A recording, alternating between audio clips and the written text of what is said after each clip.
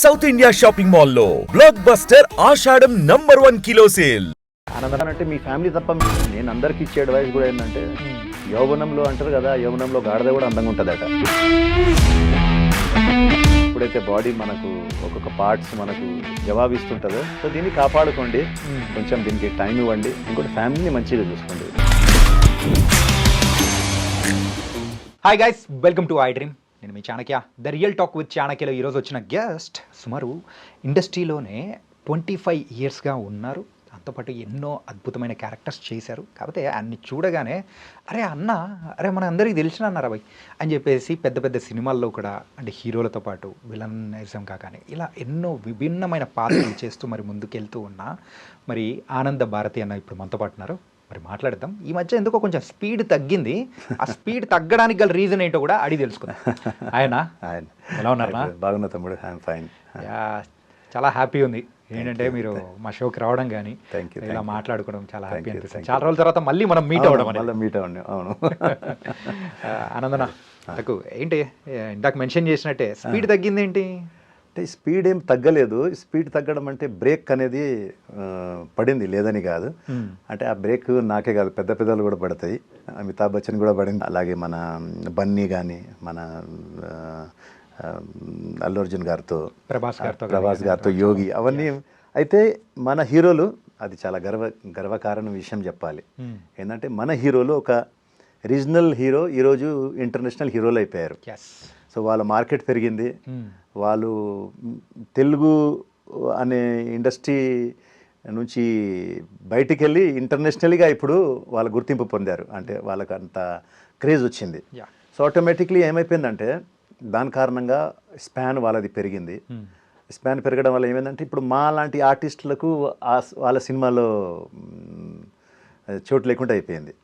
Pan India అయ్యే వరకు ఏమైందంటే కొందరిని తమిళ్ నుంచి, కొందరిని మలయాళం నుంచి, హిందీ నుంచి, అలా అంటే ప్రతి స్టేట్ని కవర్ చేయాలి కదా అని డైరెక్టర్స్ ఏం చేస్తున్నారంటే అక్కడక్కడ నుంచి కొందరిని పిక్ చేసుకొని మా క్యారెక్టర్ ఇప్పుడు తమిళ్ కానీ మలయాళంలో కానీ మంచి యాక్టర్స్, పెద్ద యాక్టర్స్ వాళ్ళంతా చేస్తున్నారు.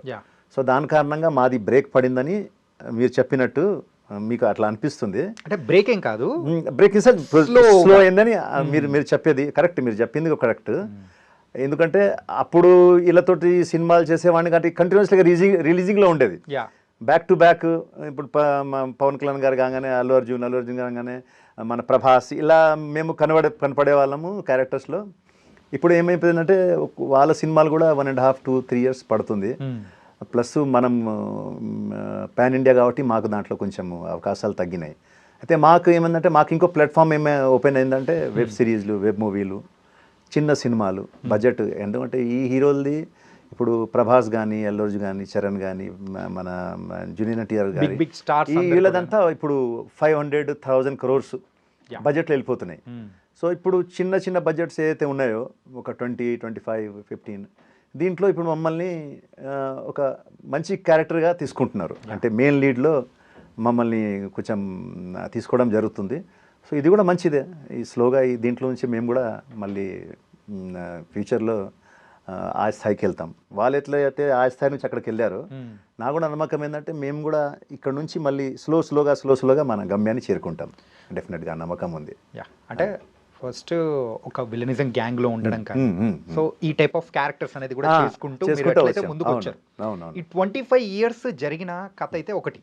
అవును. కాకపోతే ఇప్పుడు మీరు ట్రాన్స్ఫర్మేషన్ మోడ్ లో ఉన్నారు. అవును. ఏంటంటే ఒక క్యారెక్టరేషన్ ఒక పెద్దరికం చేసే ఆ టైప్ లోకి కన్వర్ట్ అవుతున్నారు కదా. ఎలా అనిపిస్తుంది ఫేస్ చూస్తూ ఉంటే? అసలు బాగుంది, నాకైతే చాలా ఆనందంగా అనిపించింది. 25 years ఎలా వెళ్ళిపోయిందో నాకు తెలియలేదు ఇండస్ట్రీలో. ఎందుకంటే ఇప్పుడు నేను ఏం తీసుకొని రాలేదు, నాకు నా బ్యాక్గ్రౌండ్ కూడా ఏం లేదు. సరే మన వెనుక ఎవరైనా ఒక బిగ్ హ్యాండ్ ఉందంటే మనం ఫెయిల్యూర్ అయితే బాధపడతాం. లైక్ నా ఫాదర్ పెద్ద హీరో ఉండో, లేకుంటే ప్రొడ్యూసర్ ఉందో, లేకుంటే డైరెక్టర్ ఉండి నేను సక్సెస్ కాలేని పరిస్థితిలో నా మెంటల్ స్టెబిలిటీ వేరేగా ఉంటుంది, ఆ ఆలోచన వేరేగా ఉంటుంది. మీరు జీరో వచ్చినప్పుడు అక్కడ నుంచి రూపాయి వచ్చినా మీకు బాధ ఉండదు, మీరు అచీవ్మెంట్గానే ఫీల్ అవుతారు. సిటీకి వచ్చినప్పుడు రూపాయి తీసుకొని రాలేదు.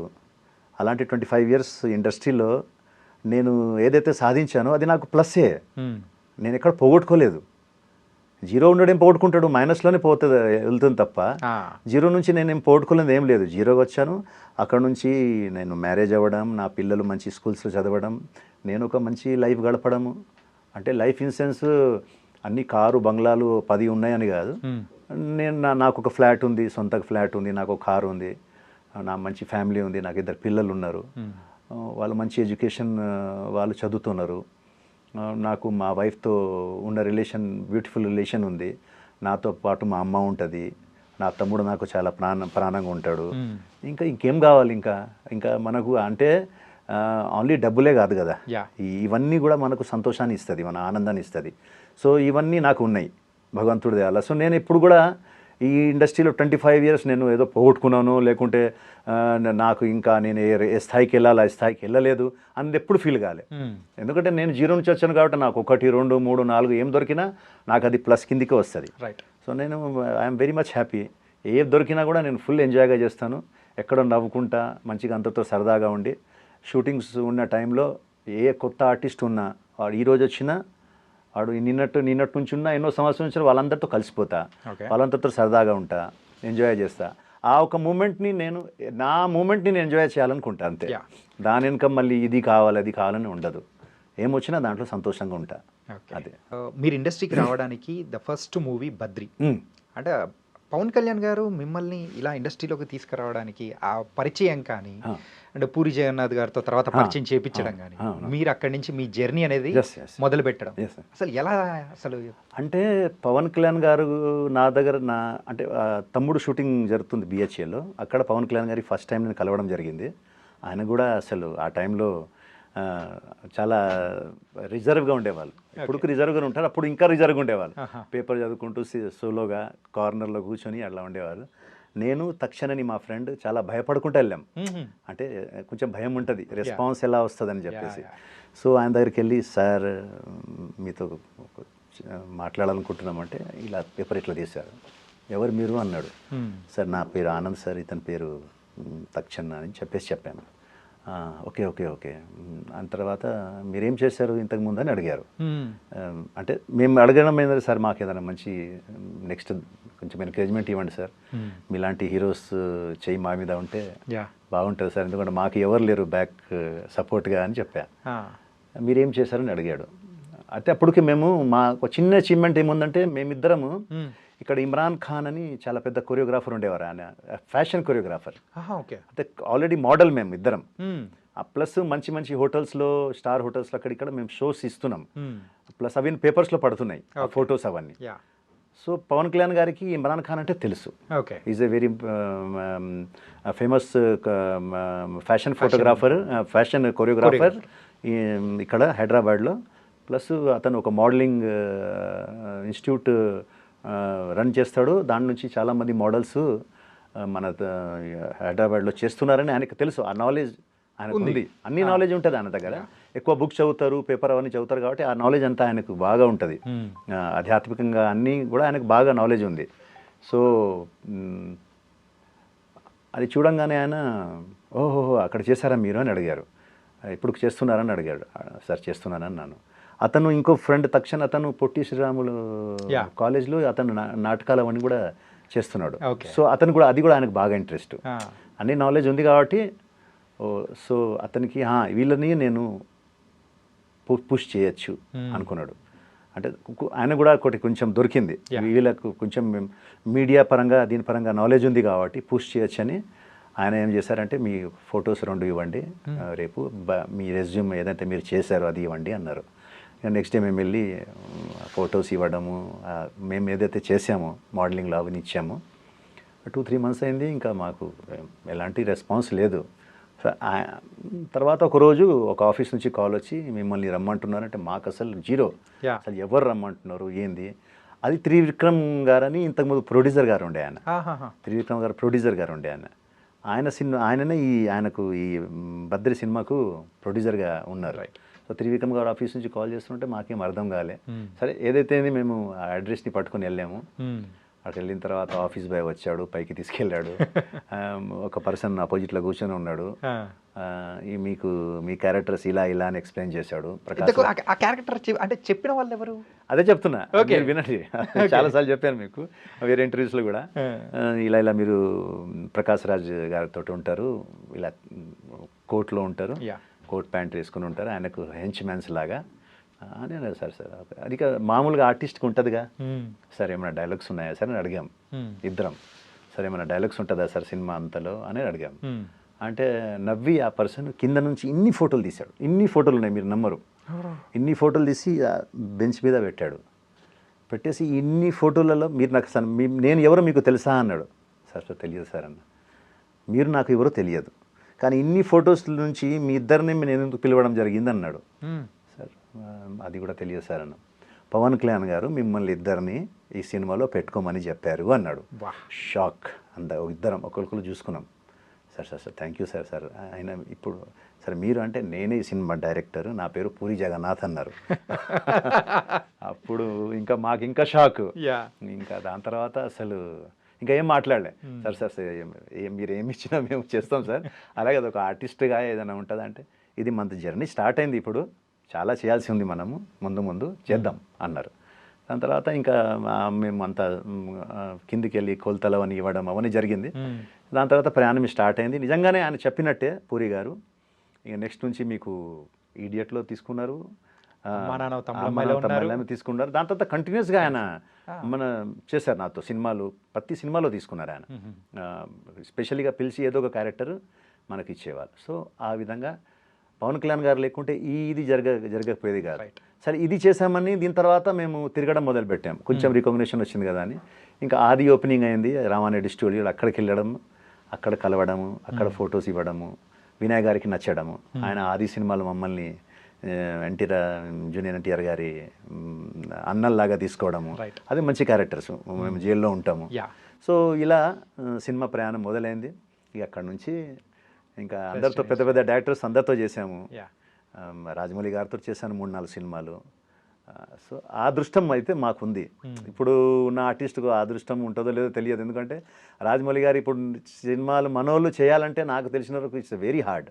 మాలాంటి యాక్టర్స్ అంటే ఇంకా పెద్ద యాక్టర్స్ గురించి నేను మాట్లాడలేను, కానీ మనలాంటి కొంచెం ఉన్న యాక్టర్స్కి ఇప్పుడు రాజమౌళి గారి సినిమా చేయడం చాలా కష్టం ఉంటుంది. ఆయన రోజుకి బౌండరీస్ దాటేస్తున్నారు ఆయన. ఇప్పుడు నెక్స్ట్ రాజమౌళి గారు మహేష్ బాబు సినిమా కూడా నాకు తెలిసిన వరకు it's not a pan India, నాకు తెలిసిన ఇట్స్ హాలీవుడ్ మూవీ అని చెప్పచ్చు. అంతే అది హాలీవుడ్ మూవీ కాబట్టి ఇంకా అవకాశాలు మనలోకి చాలా తక్కువ ఉంటాయి అనిపిస్తుంది నాకు. కానీ ఒక విషయంలో మీరు మాత్రం లక్కీ తెలుసా, ఏంటంటే ఇప్పుడు ప్రెసెంట్ ఇండస్ట్రీలో ద టాప్ మోస్ట్ డైరెక్టర్స్ అందరితో మ్యాక్సిమం వర్క్ చేశారు. అవునవును. కానీ అది వింటూ ఉన్నా కానీ వావ్ అనిపించేస్తుంది. అదే నేను చెప్పాను కదా మీకు, నాకు ఎలాంటి ఫిల్మ్ ఇండస్ట్రీలో ఉన్నందుకు నేను గర్వపడతా. ఎందుకంటే నాకు చాలా ఇండస్ట్రీ చాలా ఇచ్చింది నాకు. Film industry given me so much ఇచ్చింది నాకు. నేను ఇప్పుడు నాకు అది రాలేదు ఇది రాలేదు బాధపడడం, అదే యాక్చువల్గా అలా బాధపడితే నిజంగా నేను రాంగ్ అవుతా. నేను వెరీ మచ్ హ్యాపీ, ఇంతవరకు వచ్చాను. దేవుడి దేవాల ఇంకా ముందు కూడా వెళ్తాము నో డౌట్గా. ఎందుకంటే టైం అనేది ఒకటి మనకు ఏం చెప్పి రాదు, చెప్పకుండానే అన్ని ఇచ్చేస్తూ ఉంటుంది సమయం. మనం కష్టపడుతూ ఉండాలి. సో కష్టపడుతున్నాం, డెఫినెట్గా మంచి అవకాశాలు ముందు ఉన్నాయి మనకు. అది అన్నా, ఇది మీరు ఇందాక చెప్పారు ఆది మూవీలో కూడా గ్యాంగ్ మొత్తం ఉన్నారు, ఒక 4-5 మెంబర్స్ వాళ్ళందరూ కూడా ఉన్నారు. అందులో ఫిష్ వెంకట్ గారు కూడా ఉన్నారు. ఆ తర్వాత ఫిష్ వెంకట్ గారు మీరు ఆ పరిచయం అనేది, ఆ ఫ్రెండ్షిప్ అనేది కొనసాగిందా లేకపోతే? లేదు కొనసాగింది, ఇప్పటికీ ఉంది. ఇప్పటికీ ఫిష్ వెంకట్ నాకు not only friend, is like my brother plus ఒక ఫ్యామిలీగా మేమంతా. ఫిష్ వెంకట్ నేను ఎస్పెషల్గా మేము చాలా దగ్గరగా ఉండేవాళ్ళం. అయితే మనోడు ఒక సక్సెస్ ఒక రేంజ్లో చూశాడు. నేను అతని పక్కన ప్రతి ఒక్క మూమెంట్లో ఉన్నాను. అది తర్వాత అతనికి మంచి పేరు వచ్చింది, కందిరిగా నుంచి ఇంకా బాగా పేరు వచ్చింది. వచ్చిన తర్వాత చాలా బిజీ అయ్యాడు మనోడు, చాలా బిజీ అయ్యాడు. చాలా ఇంకా ఆ టైంలో ఫిష్ వెంకట్ 3-4 సినిమాలు చేసే రోజులు ఉన్నాయి. రోజుకు డైలీ మెయింటైన్ చేసుకుంటూ అటు ఇటు నేను చూశాను, ఆ మూమెంట్ చూశాను అతనిది. అండ్ ఇప్పుడు ప్రెసెంట్ హెల్త్ కండిషన్ చాలా అంటే కొన్ని మన మీదనే ఉంటుంది బ్రదర్. అది ఇప్పుడు నేను మీకు ఎంత చెప్పినా మీరు వినే మూడ్లో లేకుంటే మనం చెప్పలేం, ఒకసారి 2 సార్లు చెప్తాము. ఓకే. అతనికి ఆ డ్రింకింగ్ హ్యాబిట్స్ అవన్నీ కొంచెం ఎక్కువ. సో మనం చెప్పేవాళ్ళం సైడ్లో ఉండి, అరే వద్దురా మామ ఇంత మరీ టూ మచ్ చేయకురా మామ అని చెప్పేవాళ్ళం. ఏం కాదురా భయ్ ఏమవుతుంది అని చెప్పేవాడు. అలా అలా ఆ సక్సెస్తో మళ్ళీ డబ్బులు కూడా బాగున్నాయి, డబ్బులు ఎక్కువ వస్తున్నాయి, సర్కిల్ పెరిగింది. ఆ సర్కిల్ కూడా ఎలా పెరిగిందంటే ఓన్లీ మన మన హైదరాబాద్ దాకానే కాదు, అతనికి టైం దొరికిందంటే వెళ్ళిపోతాడు బండి తీసుకొని వైజాగ్, విజయనగరం, కొత్తగూడెం అని. అసలు టోటల్గా పెద్ద సర్కిల్ ఉంటుంది. ఓకే. ఎక్కడికి వెళ్ళాడంటే ఇంకా అయిపోయా, ఇంకా ఒక 3-4 రోజులు ఉండాడంటే ఇంకా ఖాళీ లేదు, ఇంకా టోటల్ డ్రింకింగే. డ్రింకింగ్ డ్రింకింగ్ డ్రింకింగ్ అంటే ఇక దానికి మెల్లమెల్లగా బానిస అయిపోయాడు టోటల్గా. ఇక అదేమైపోయిందంటే ఒక టైం రాగానే హెల్త్కి షుగర్ అటాక్ అవ్వడము, దాని తర్వాత స్లోగా టోటల్గా డెటరియేట్ అయింది బాడీ. ఇప్పుడు ఉన్న పొజిషన్లో ఎలా ఉందన్నా అంటే కిడ్నీ పెట్టాలంటే బాడీ సహకరించాలి. మళ్ళీ ఆ బాడీ సహకరిస్తుందా లేదా తెలియదు. డోనార్స్ రావాలి. ఆ డోనార్స్ ఎవరు వస్తారు, ఎవరిస్తారు అనే మూమెంట్లో ఉంది. ఇప్పుడు కలుస్తున్నా, హాస్పిటల్స్ చేంజ్ అవుతున్నాయి. మొన్నటిదాకా ఇక్కడ మియాపూర్ దగ్గర హాస్పిటల్ ఉండేది ఫస్ట్, దాని తర్వాత మళ్ళీ బోడుపల్లి అక్కడికి వెళ్ళాడు. మళ్ళీ అక్కడ నుంచి ఇప్పుడు ఇక్కడికే వచ్చాడు. మినిస్టర్ గారు ఎవరు ఆయనకు తెలిసిన హాస్పిటలే అండ్ వాళ్ళ చుట్టాలదే. సో ఫ్రీగా ట్రీట్మెంట్ చేస్తా అని ఇక్కడ చెప్పారు, మళ్ళీ ఇక్కడ తెచ్చి పెట్టారు. కానీ పొజిషన్ మాత్రం క్రిటికల్గానే ఉంది. ఎందుకంటే అన్లెస్ అంటే డాక్టర్స్ ఏమన్నారంటే అది చేంజ్ చేస్తే కానీ ఏం చేయలేమన్నారు. అది చేంజ్ చేయాలంటే ఇప్పుడు ఎవరికో డోనార్స్ రావాలి. డోనార్స్ అంటే అంత ఈజీగా దొరకరు. కొన్ని ఫ్యామిలీకి ఇద్దామంటే ఫ్యామిలీ వాళ్ళు ఏమంటున్నారంటే వాళ్ళ పాపతో మనం మాట్లాడితే అంకుల్ మాది సెట్ కావట్లేదు అంటుంది ఆమె. ఆయనకేమో పాజిటివ్ అట, వీళ్ళదేమో వేరే బ్లడ్ గ్రూప్స్ ఉన్నాయట. సో ఇప్పుడు ముందు ఎవరు వస్తాడు, ఇచ్చేవాడు ఎవడు? ఒకళ్ళు ఇవ్వాలన్నా ఒక డబ్బులు, ఇప్పుడు కిడ్నీస్ అంత ఈజీగా 40-50 lakhs ఖర్చు అవుతుంది కదన్నా. అంటే మీరు అన్నట్టు ఫిష్ వెంకటన్నకి చాలా పెద్ద సర్కిల్, అవును, విజయవాడ, వైజాగ్, టైం దొరికినప్పుడల్లా ఆడ దోస్తుల్ని మీట్ అవ్వడం కానీ అట్లా అన్నీ చేశారు. కాదే ఇలాంటి సందర్భంలో కూడా అంటే అన్న అలా పొజిషన్లో ఉండడం కానీ ఆర్థిక సహాయం కోసం కానీ ఇలా చూస్తుంటే ఎంతో బాధేసింది అన్న. అదే అంటున్నాను. అంటే ఏదైనా కూడా మన మీద ఉంటుంది బ్రదర్. భగవంతుడు మనకు అన్నీ ఇస్తాడు, మీరు దాన్ని ఎలా కాపాడుకుంటారనేది మీ మీద ఉంటుంది. హెల్త్, మనీ, ఫ్యామిలీ అన్నీ మీకు ప్రొవైడ్ చేస్తాడు. బట్ ద థింగ్ ఈజ్ మీరు అవి ఎంతవరకు కాపాడగలుగుతారు, దాన్ని ఎంతవరకు మీరు మెయింటైన్ చేయగలుగుతారు అనేది ముఖ్యం. ఆయనకు అన్నీ ఇచ్చాడు, ఫ్యామిలీ ఇచ్చాడు, 2 కొడుకు, కూతురు, మంచి ఆరోగ్యాన్ని ఇచ్చాడు. ఆది టైంలో మంచి మంచి బాడీ. ఆది టైంలో మేమంతా నన్ను ఒక్కొక్క సైడ్ ఇంకో సైడ్ పెట్టి ఇట్లా లేపేవాడు భుజంతో. అంత గట్టి మనిషి. ఆ టైంలో అంత గట్టిగా ఉన్నాడు. ఇప్పుడు చూడండి, ఇప్పుడు అదే మనిషి అసలు నడవడానికి 2 అడుగులు వేయాలంటే కష్టం. సో అది చేసుకున్నది అతనే, దానికి ఎవరు కారకులు గారు, స్వయంగా ఈజ్ ద ఓన్లీ కారకుడు దానికి. సరేనా, మేము ఇప్పుడు మిమ్మల్ని ఒక స్ట్రైట్ క్వశ్చన్ అడుగుతాను. కథ మీరు ఏమనుకోవద్దు. ఇండస్ట్రీ మీకు ఏమి ఇచ్చింది అసలు? ఏంటంటే 25 సంవత్సరాల ఈ ప్రయాణం అనేది కూడా ఒకసారి అబ్జర్వ్ చేసుకుంటే, సో ఒక ఫైనాన్షియల్ వైజ్ కానీ లేకపోతే ఫేమ్ వైజ్ కానీ ఎవ్రీథింగ్ అని చూసుకుంటుంటే ఎన్నో ఇచ్చింది. ఓకే, కాకపోతే మీకు పర్సనల్గా మీరు చెప్పండి, మీరు తీసుకున్న జాగ్రత్తలు కానీ లేకపోతే ఇండస్ట్రీ మీకు ఏమి ఇచ్చిందని మీరు అంటే దానికి ఆన్సర్ ఏం చెప్తారు? నేను అంటాను ఇండస్ట్రీ నాకు ఏమి ఇవ్వలేదు అని చెప్తాను. అన్నీ ఇచ్చింది నాకు ఇండస్ట్రీలో వచ్చిన తర్వాతనే నాకు దేవుడి మీద భక్తి పెరిగింది. మీరు అనుకోవచ్చు ఎలా భక్తి పెరిగిందని. ఫస్ట్ భయం, చాలా భయంగా ఉండేది. ఏం భయం అంటే రేపు ఏం జరగబోతుందో, రేపు షూటింగ్ లేకుంటే నా పరిస్థితి ఏంది, నా పిల్లల భవిష్యత్తు ఏంది, మా వైఫ్ నేను ఎట్లా చూసుకోవాలి, మా పిల్లల్ని ఎట్లా చూసుకోవాలి, ఫ్యామిలీని ఎట్లా చూసుకోవాలి అని ఒక భయం నాకు ఉండేది. ఆ భయంతో నాకు భక్తి వచ్చింది. ఆ భక్తి ముదిరి ఎలా అయిపోయిందంటే ఇప్పుడు నా భయాన్ని పోగొట్టేసింది. అది ఇదేంటి చాలా డిఫరెంట్గా ఉంది అసలు. అదే భయంతో భక్తి వచ్చింది. భక్తి ఉన్నప్పుడు భయాన్ని పోగొట్టింది. ఆ భక్తి ముదిరిపోయి. ఓకే, అంటే ఇప్పుడు నేను టోటల్గా ఎలా ఉన్నానంటే నాకు అసలు టెన్షన్స్ లేవు, నేను ఏది కూడా నా మీద వేసుకోను.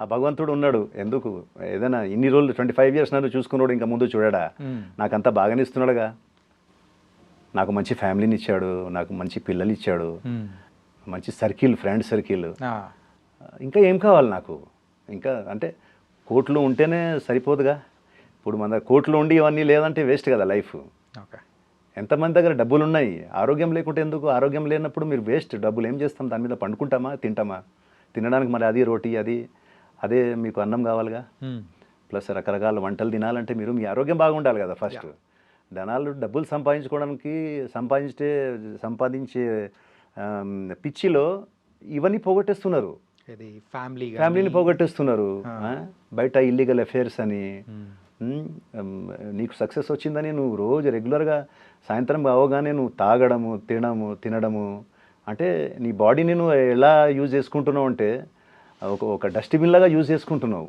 నువ్వు దాన్ని ఇష్టం వచ్చినట్టు చేసిన తర్వాత ఒకరోజు నీ చేతికి వస్తుంది అది అప్పుడు నీ పరిస్థితి ఏంది సక్సెస్ ఎప్పుడైనా రావచ్చు సక్సెస్కి ఏముంది కొందరు 70-80 years సక్సెస్ అయిన వాళ్ళు కూడా ఉన్నారు ఈరోజు ఒక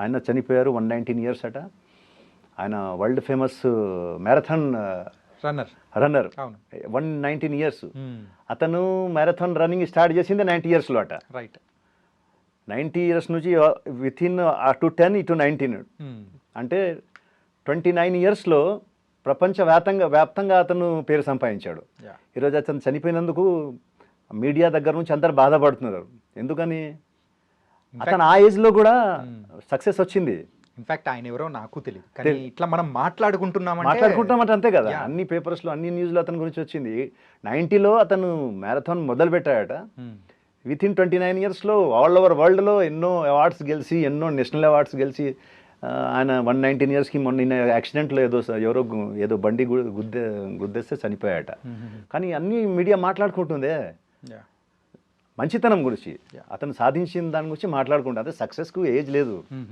కానీ మీరేం చేస్తున్నారు మీకు త్వరలో సక్సెస్ వచ్చేస్తే త్వరలో మీ చేతిలో సక్సెస్ వచ్చే వరకు మీ రూట్ ఎక్కడికి వెళ్తుంది మీరు ఏం చేస్తున్నారు ఇష్టం వచ్చినట్టు బిహేవ్ చేస్తున్నారు మీ బాడీని ఇష్టం వచ్చినట్టు మీరు తాగి ఇది చేసుకొని ఏ ఫ్యామిలీ అయితే మీ ఆపదలో ఉంటుందో మీకు ఆపద వచ్చినప్పుడు మీతో ఎవరు ఉండరు గుర్తుపెట్టుకోండి ఎవరైనా నాతోటి మీతోటి ఎవరైనా కానీ మీకు ఏదైనా హాస్పిటల్ బెడ్లో ఉన్నానంటే మీ ఫ్యామిలీ తప్ప మిమ్మల్ని ఎవరు చూడరు సందర్శించడానికి వస్తారు అంతే అరే అయ్యయ్యో చాలా అబ్బా పాపం ఏంది ఇట్లా అయిపోయింది అంతే వాళ్ళు వెళ్ళిపోయిన తర్వాత మళ్ళీ దాని తర్వాత మీ గురించి పట్టించుకోరు కానీ మీ వైఫ్ మీ పిల్లలు మీ పక్కనే కూర్చొని ఉంటారు వాళ్ళు మీ గురించి అసలు మా డాడీ ఎప్పుడు లేస్తాడా బెడ్ మీద నుంచి పిల్లలు మీ వైఫ్ నా హస్బెండ్ ఎప్పుడు లేస్తాడా క్షణం మా భగవంతుడిని ప్రార్థిస్తూ ఉంటుంది మీ గురించి అంటే ఆ ఫ్యామిలీనే మీరు సక్సెస్ రాగానే మీకు నెత్తికి కొమ్ములు వచ్చేసి మీరు వాళ్ళనే మర్చిపోతున్నారే ఈ బాడీ ఏదైతే మీకు ఈ సక్సెస్ ఇచ్చిందో అసలు పని చేయాలంటే ఈ బాడీయే కదా అలాంటి మీ సక్సెస్కి వచ్చిన ఈ బాడీని మీరు ఇష్టం వచ్చినట్టు వాడుతున్నారే తాగుతున్నారు తింటున్నారు ఇష్టం వచ్చినట్టు చేస్తున్నారు కానీ మీ దగ్గర నుంచి ఈ కైండ్ ఆఫ్ ఆన్సర్ ఇంత మెచ్యూర్డ్గా అయితే అసలు ఎక్స్పెక్ట్ చేయలేదు నేను అదే చెప్పా ఇది భక్తితోటే వచ్చింది ఇది మాత్రం నాకైతే షాకింగ్ సర్ప్రైజింగ్ నిజంగా నాకు ఎప్పుడైతే ఈ భక్తి భావంలో వెళ్ళానో భగవంతుడు ఇవన్నీ చదవడం మొదలు పెట్టాను అవన్నీ చేసిన తర్వాత రీసెంట్లీగా అంటే నేను మందు ఇవన్నీ సిగరెట్స్ అవన్నీ ఎప్పుడో మానేసా అంటే అలవాటు ఉందా అన్న గట్టిగా అంతకుముందు ఉండేది ఒక 15 years బ్యాక్ నుంచి అన్నీ మానేసా రీసెంట్లీగా కాణిపాకంకి వెళ్ళి నాన్ వెజ్ కూడా మానేసా నేను ఒక 2 years బ్యాక్ వెళ్ళి టోటల్గా ఇంకా శాకాహారి ఇంకా అంటే ఇంకా ఇవన్నీ కూడా పక్కన పెట్టేసి ఏంటంటే మనం వెళ్తూ ఏదో గుడి కనిపిస్తుంది మనం వెళ్ళాలనుకుంటాము కానీ ఏదో నాన్ వెజ్ తినేసి ఉంటాము అయ్యో పోలేకపోయామే లోపల ఈరోజు నాన్ వెజ్ తిన్నామే అదే తినకుంటే మనకు బాగుంటుంది కదా మనం ఎప్పుడైనా వెళ్ళొచ్చు కదా అని చెప్పేసి ఇవన్నీ థాట్ వచ్చి వద్దు ఇవన్నీ అయినా కూడా ఒక 40 తర్వాత నేనే కాదు అంటే నేను ఒక అడ్వైస్ ఇవ్వడమే అందరికీ యూత్కి కానీ సినిమా ఇండస్ట్రీలో ఉన్న వాళ్ళు కానీ ఎవరైనా ప్రతి ఒక్కరికి అడ్వైస్ చేయడం ఏంటంటే 40 years తర్వాత మీరు నాన్ వెజ్ మానేస్తేనే బెస్ట్ ఎందుకంటే ఈ బాడీ కూడా ఒక న్యూ వెహికల్ లాగానే వెహికల్ 5 years మన కొత్త వెహికల్ కొన్న తర్వాత 5 years చూడండి దానికి ఏం ప్రాబ్లమ్స్ రావు ఆఫ్టర్ 5 years బ్రేక్ షూ పోవడము టైర్ ఎరగడము లైట్స్ పోవడము అలా ఒక్కొక్కటి వెళ్తూ ఉంటుంది. ఆఫ్టర్ సర్టన్ టైమ్స్ సార్ దీనికి బోర్ పిస్టన్ వచ్చింది సార్ ఇంకా అంటారు కదా. ఈ బాడీ కూడా అంతే. 40 years దాకా ఎందుకు టైం ఇస్తున్నా అంటే భగవంతుడు ఒక గొప్ప బాడీ ఇచ్చాడు మనకు, చాలా గ్రేట్ బాడీ ఇచ్చాడు. అంటే ఇంత టెక్నికల్లీ ఇంత సాలిడ్ ఇన్వెన్షన్ నాకు తెలిసిన వరకు ప్రపంచంలో ఎవరు చేయలేడు, మనిషి అయితే చేయలేడు. ఇంత పగడ్బందీగా బాడీలో పార్ట్స్ అన్నీ ఎలా ఫిక్స్ చేశాడంటే భగవంతుడు గ్రేట్. చూడడానికి 2 కళ్ళు, ఒకటి పోయినా ఒకటి ఉంటుంది, వినడానికి కూడా మనకు ఒకటి పోయినా ఒకటి ఉంటుంది, తినడానికి ఒకటే ఇచ్చాడు తక్కువ తినమని. అలా 2 కిడ్నీ ఇచ్చాడు, ఒకటి పోయినా ఒక మనిషి ఒక కిడ్నీ మీద కొన్ని సంవత్సరాలు బతకగలుగుతాడు. సో ఎవ్రీథింగ్ అంటే స్పెషల్గా ఇచ్చాడు. సో నా అడ్వైస్ ఏంటంటే ఒక 40 years తర్వాత ఎవరైనా కానీ ఇవన్నీ మానేస్తే బెటర్. నాన్ వెజ్ అనేది కొంచెం బాడీ ఆ మిషన్ అప్పటికి ఫంక్షనింగ్ కొంచెం స్లో అయిపోతూ ఉంటుంది. సో దానికి బాడీని ఆ ఫుడ్ని అరిగడానికి దానికి takes lot of time, 24 hours 48 hours. Mutton అయితే 48 hours పడుతుందట. సో దాని కారణంగా దాని ఒక ఎఫెక్ట్ బాడీ ప్రత్యేక ఒక అవయవాల మీద పడుతుంది. సో అది మానేస్తే హెల్తీగా ఉంటారు. దాంతోపాటు రెగ్యులర్గా ఎవరైనా కానీ ఒక 1 hour మీరు దానికి మీ బాడీకి ఇవ్వండి. మీరు ఇన్కమింగే తీస్తున్నారు తప్ప అవుట్ గోయింగ్ ఇవ్వట్లేదు. ఇన్కమింగ్ వెళ్తుంది, అవుట్ గోయింగ్ ఏం లేదు. యోగానో, జిమ్మో, జాగింగో, ఏదో ఒకటి సంథింగ్, జుంబానో, సీక్రెట్ ఇదే అనమాట. ఇంకా అంతే. మార్నింగ్ కంపల్సరీ చేయాలి, జిమ్ చేయాల్సిందే. అది 1 hour మనం అవుట్డోర్లో ఉన్నా కూడా ఆ రూమ్లోనైనా చేసుకోవాలి. ఏదో ఒకటి 1 hour 40 minutes to 1 hour మనం ఏదో ఒకటి పుషప్స్ ఏదో ఒకటి ఉంటుంది కదా, నాకు తెలుసు కాబట్టి ఒక 1/2 hour 45 minutes పెద్ద విషయం కాదు. సో నేను అందరికి ఇచ్చే అడ్వైస్ కూడా ఏంటంటే దయచేసి మీకు యౌవనంలో అంటారు కదా, యౌవనంలో గాడిద కూడా అందంగా ఉంటుందట.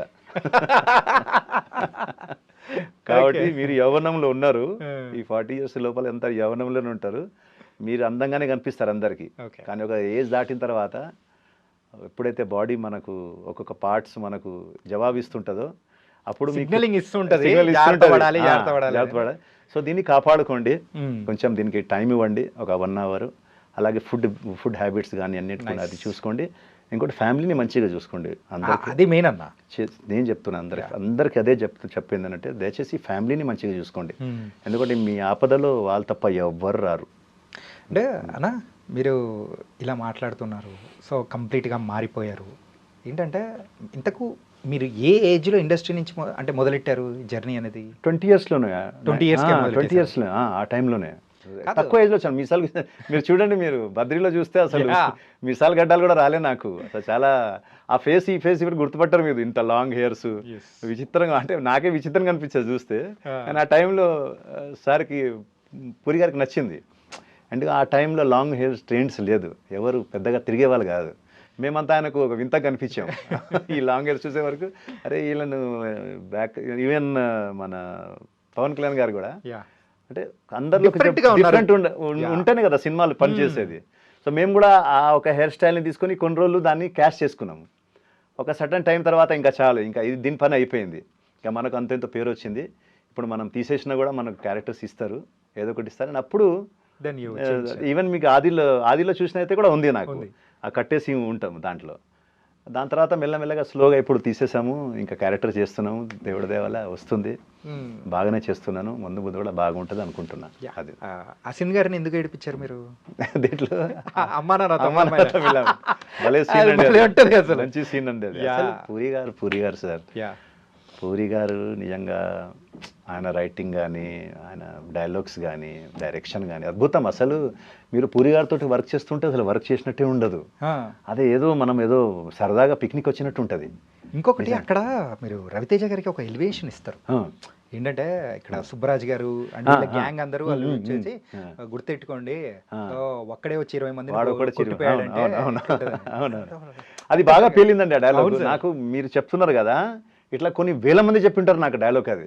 అది కానీ ఇంకా పోకిరీలో కూడా ఆ డైలాగ్ ఉంది కదా, అరే ఇలాంటి దాన్ని మనం కూడా పెట్టుకోవచ్చురా అని. ఇవన్నీ అంటే చిన్న చిన్న డైలాగ్సే బాగా జనాలకు ఎక్కుతుంది మైండ్లో, అందరు చెప్తుంటారు. అప్పుడు అనుకున్నా పూరి గారి గురించి, అరే సరే ఏంది అసలు ఆయన రైటింగ్ స్కిల్ ఏంది, చిన్న డైలాగ్ని కూడా ఆయన నిజంగా మ్యాజిక్, ఆయన మ్యాజిక్ అండి. అది ఇది ఉండదు అనే దాంట్లో, అంటే ఓ లావిష్నెస్ ఉండదు కానీ ఆ డైలాగ్ తోటే మొత్తం సీన్ ఇది కన్విన్స్ చేసేస్తారు ఆడియన్స్కు. బ్యూటిఫుల్ డైరెక్టర్ అండి. అన్న మోస్ట్లీ ఈ కైండ్ ఆఫ్ క్యారెక్టర్స్ చేసేటప్పుడు కొన్ని రిస్కీ స్టంట్స్ కానీ ఏదైనా ఇట్లాంటి ఏమైనా చేశారా? చేశాను. చేశారా? సింహాలో చేశాను నేను. చూడండి, సింహాలో నన్ను బాలకృష్ణ గారు ఇస్త్రీ కొడితే పోయి లారీకి తగిలి కింద పడతారు. అది దానికి అందరూ చప్పట్లు కొట్టారు. మన బోయపాటి గారు అయితే అస్సలు అద్దుకున్నారు. అసలు బాలకృష్ణ గారు కూడా సూపర్ అన్నారు. అంటే నాకు రామ్ లక్ష్మణ్ గారి మీద నమ్మకం ఉండే, ఆయన నాకు ఏం కానివారు అని చెప్పేసి. అందుకు వెరీ సేఫ్టీగా వాళ్ళు చేపిస్తారు. వాళ్ళు చెప్పారు, ఏం కాదా అన్నది నీకు, మా కుండీలు అవన్నీ ఉంటుంది కదా సైడ్లో, అవన్నీ థర్మాకోల్తో తయారు చేసిందే. సో అవి తగిలినా కూడా మనకు పెద్దగా ఇది కాదు. ప్లస్ ఇంకోటి ఏంటంటే మనం గుద్దుకొని మళ్ళీ ఫ్రంట్కే పడతాం, కిందికి వెళ్ళాము. అదొకటి కాన్ఫిడెన్స్ ఉండేది. ప్లస్ లారీ స్పీడ్ అంతా లేదు. అంటే సినిమా కాబట్టి వాళ్ళు కొంచెం చేసుకుంటారు, ప్రికాషన్స్ ఉంటుంది కాబట్టి ఆ ప్రికాషన్స్ నాకు నమ్మకం ఉంది. ఇంకా బోయపాటి గారి మీద నాకు చాలా నమ్మకం. బోయపాటి గారు అంటే one of the my favourite director అండి. అసలు beautiful human being, super human being అంటే అతను నిజంగా ఇంత సక్సెస్లో ఉన్నా కూడా ఆయన కింది స్థాయి నుంచి పై స్థాయి దాకా అందరికీ సేమ్ వాల్యూ ఇస్తారు. అస్సలు ఇంత కూడా ఆయనలో అహంకారం కానీ, నేను ఇంత పెద్ద డైరెక్టర్ అని ఉండనే ఉండదు. ఇప్పుడు కలిసినా అలాగే కలుస్తారు, ఎప్పుడు అలాగే ఉంటారు ఆయన. బ్యూటిఫుల్ పర్సన్ అండి. ప్రభాస్ గారి గురించి సూపర్. అంటే ప్రభాస్ గారు ఒక యోగి ఒకటి కదా, అసలు సూపర్ సార్. ప్రభాస్ గారిది బిగ్ హార్ట్, చాలా పెద్ద హృదయం అంటారు చూసారా, చాలా పెద్ద హృదయం అయింది. అసలు హెల్పింగ్ దగ్గర నుంచి ఈవెన్ మాట్లాడే దగ్గర నుంచి, అంటే రాజు అంటారు కదా, ఒక రాజులాగా ఉంటాడు ఆయన. ఆకారం దగ్గర నుంచి, బిహేవియర్ దగ్గర నుంచి అన్నీ, అంటే డార్లింగ్ ఇక అంతే డార్లింగ్. అందరికి ఇష్టమైన హీరో ఆయన. అంటే అన్న, ఇప్పుడు మనం స్టార్టింగ్లో మాట్లాడుకున్నట్టు ఈ ట్రాన్స్ఫర్మేషన్ మోడ్ అనేది కూడా మీ లైఫ్లో ఒకటి జరుగుతుంది. ఏంటంటే ఒక విలనిజం టైప్ ఆఫ్ క్యారెక్టర్స్ దాని నుంచి ఒక క్యారెక్టర్ ఆర్టిస్ట్గా టర్న్ అయ్యే సిచ్యువేషన్ అనేది కూడా ప్రెసెంట్ నడుస్తుంది కదా. సో ఈ ఫేస్లో ఏ కైండ్ ఆఫ్ క్యారెక్టర్స్ చేయాలని కానీ, అరే నాలో కూడా మీరు చూడని యాంగిల్ మరొకటి ఉంది, చూడొచ్చు, డైరెక్టర్స్ ట్రై చేయొచ్చు అని చెప్పేసి మీరంటే దానికి ఆన్సర్ ఏమిస్తారు? అంటే ఒకప్పుడు ఉండేది ఇవన్నీ. ఫ్రాంక్లీ నేను చెప్పాలంటే, ఒక విలన్గా చేయాలి, ఇది చేయాలి, అది చేయాలి, ఒక డిఫరెంట్గా చేయాలి. అంటే మనం ఎప్పుడైతే ఇండస్ట్రీలో ఇన్ని సంవత్సరం ట్రావెల్ అయ్యామో, అన్నీ చూసుకున్నాము, అంటే ఇక మన చేతిలో ఏం లేదు బ్రదర్. జీరో చెప్తున్నా కదా, నా చేతిలోనే కాదు, నేనైతే ఈవెన్ డైరెక్టర్స్ చేతులు కూడా లేదంట.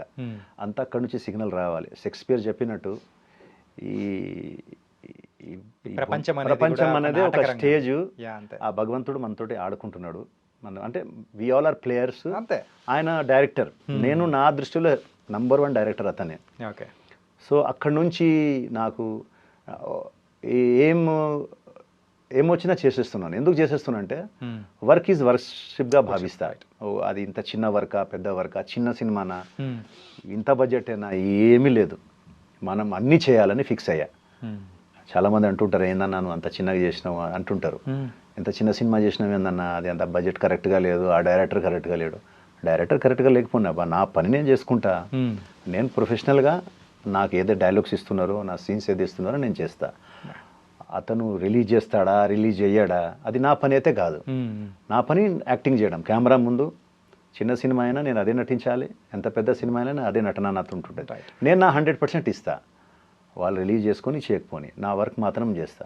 ప్లస్ నాకు అదే నమ్మకం, ఒకే డైరెక్టర్ మీద నమ్మకం నాకు. ఏం జరిగినా అక్కడ నుంచి సిగ్నల్ వస్తే అంతా మారిపోదండి, సెకండ్స్లో మారిపోద్ది. అవును, నిజం. అది దానికోసం మళ్ళీ అవి ఇవి ధామ్ ధూమ్ ఏం లేదు, ఏం చేయాల్సిన అవసరం లేదు. ఆయన అనుకుంటే ఒక సెకండ్స్లో లైఫ్ టర్న్ అయిపోతుంది అంతే. అన్నా, మీ పేరు ఆనంద భారతి ఏంటి, చాలా డిఫరెంట్గా ఉంది. అసలు దీని వెనకాల స్టోరీ ఏదైనా ఉందా? ఏం స్టోరీ లేదా? చాలా మంది అన్నా నువ్వు మీ వైఫ్ పేరు పెట్టుకున్నావా భారతి అంటారు. అసలు మా వైఫే నా పేరు పెట్టుకుంది. ఆమె యాక్చువల్గా గరిమా ఆమె పేరు. ఆమె గరిమా తర్వాత ఆనంద్ పెట్టుకుంది, గరిమా ఆనంద్. గరిమా మా పిల్లలు కూడా నా పేరు వాళ్ళ పేరు వెనుక పెట్టుకున్నారు. ఖ్యాతి ఆనంద్ అని పెట్టుకుంది కూతురు, రుద్రాంశ్ ఆనంద్ అని నా కొడుకు పేరు అలాగే ఉంటది. నా పేరు పెట్టింది మా డాడీ పెట్టారు నాకు. మా డాడీకి ఆనంద్ భారతి ఆయనకి ఏమనిపించింది మరి, ఆయన ఎక్కడ విన్నారు ఆ టైంలో, పుట్టంగానే ఆనంద్ భారతి అని నాకు చాలా ఆనందంగా ఉంది అన్నాడు. ఓకే. సో ఆనంద్ అని ఇక భారతి అనేది ఆయనకి మరి ఎవరో చెప్పారు, అది పెట్టేశారు. ఇక అక్కడ నుంచి ఇక మన అమ్మ నాన్న పెట్టిన పేరు కన్నా ఇంకా గొప్పగా ఏముంటుంది, వాళ్ళు పెట్టిందే ఇది అంతే. అంటే అన్నా మీరు తెలుగురేనా?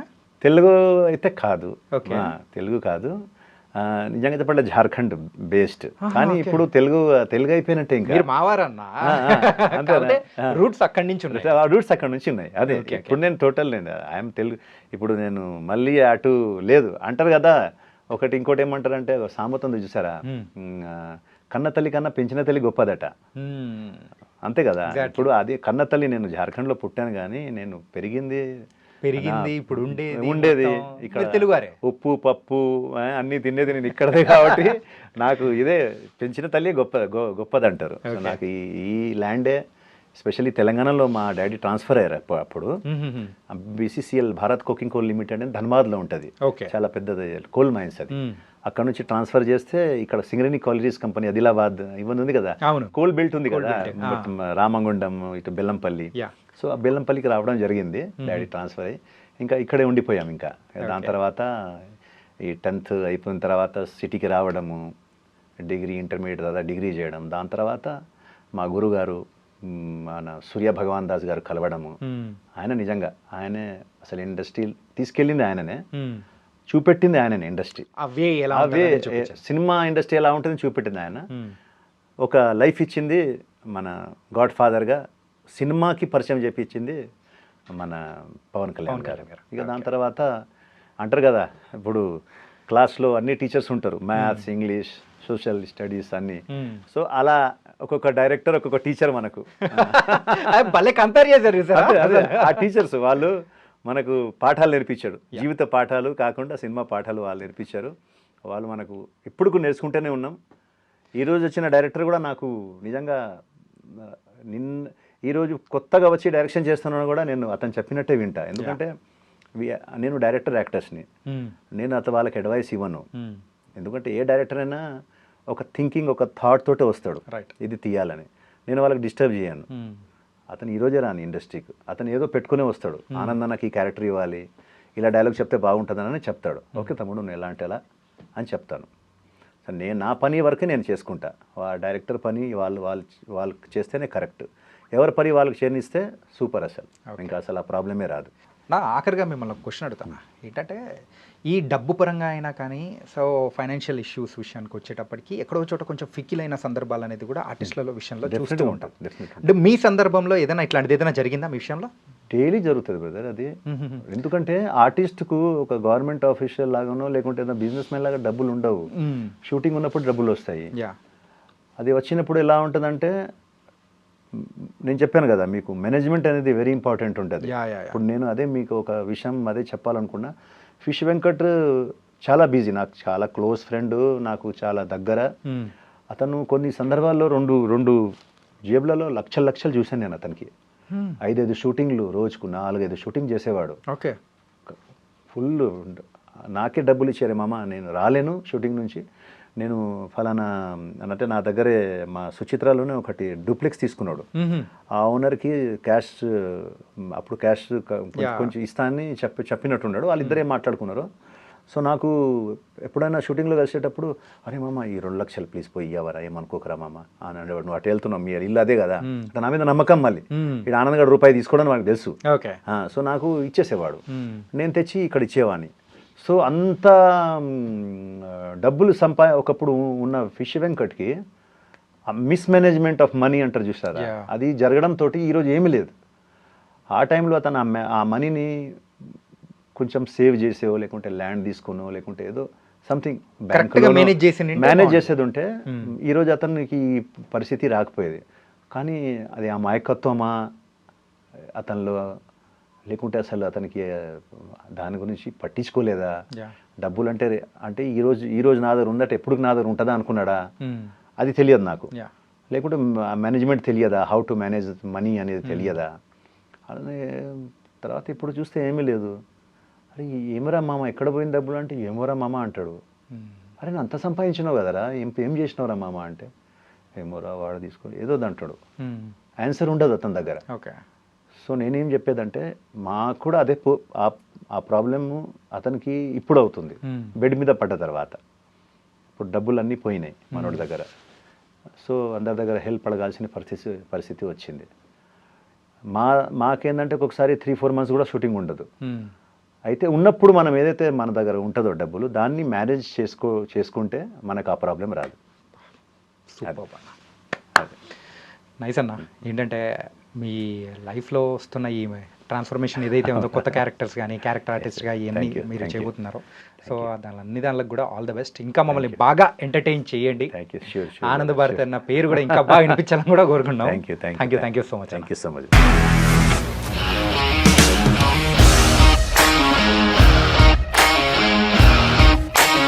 ఇండస్ట్రీలో కమిట్మెంట్ ఇష్యూస్ వస్తే నీకు కూడా వచ్చినట్టు? మార్నింగ్ తీసుకెళ్ళాలంటే కొట్టి పడేసాడు.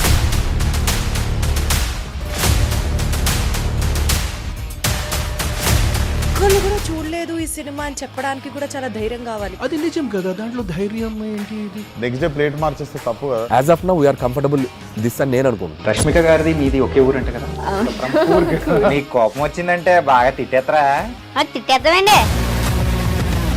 నిజంగా గేమ్ ని ఎలా చేంజ్ చేయగలిగారు? ఏపీఎస్ఎఫ్సి వాళ్ళకి 6 నెలల్లో నేను 6 లక్షలు కట్టా. బిజినెస్ చేయాలనుకుంటే it is as difficult as riding a tiger.